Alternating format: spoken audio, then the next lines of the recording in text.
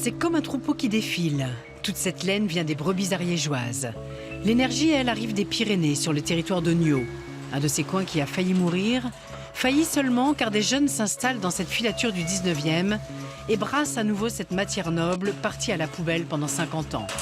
Je suis tout de suite tombé sous le charme des bâtiments, des machines et du concept aussi. Le fait de repartir aujourd'hui sur la valorisation d'une matière qui est presque oubliée, qui est vieillotte, mais qui, on le sent, est quand même en train de revenir. Aujourd'hui, les gens se demandent d'où viennent leurs vêtements, d'où vient un peu tout, quoi, la provenance. Et voilà, du coup, c'est intéressant de s'inscrire dans un projet où on peut assurer une traçabilité. En même temps, on peut sauvegarder un savoir-faire et un patrimoine qui est quand même ancestral.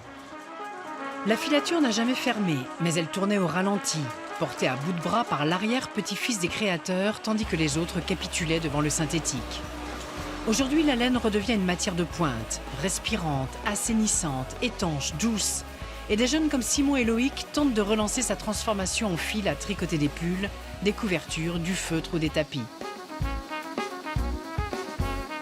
Elle est sûrement très fière de voir ce que devient son entreprise. Elle était vouée à disparaître. Et puis ces jeunes qui la reprennent, qui font revivre ces machines, qui sortent un vrai produit qui a de l'avenir de cette laine que les éleveurs jetaient en pleurant quand ils tondaient leurs brebis il y a 50 ans encore en Ariège. Tout ça, c'est une espèce de résurrection qui fait chaud au cœur. Leur défi donne le vertige. À la tête de ces grosses machines antiques, ils deviennent mécaniciens et vont chercher conseil dans la dernière filature des Alpes, de la Creuse ou du Tarn.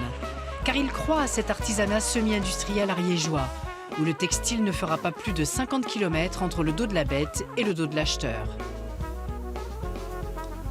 C'est aussi une dynamique de se réapproprier les choses qui nous habillent, qui nous permettent de nous habiller, de nous vêtir, de travailler à l'ameublement de nos maisons.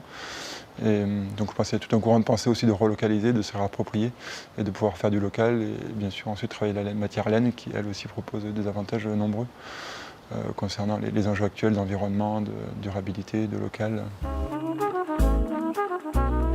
En Ariège, les anciens salariés des usines textiles, tous licenciés, n'y croient pas. La blessure est trop vive. Mais de nombreux jeunes bénévoles prêtent déjà main forte pour que ce projet vive et que la laine, qui depuis 4000 ans habille si chaudement les hommes, redevienne la fierté des éleveurs.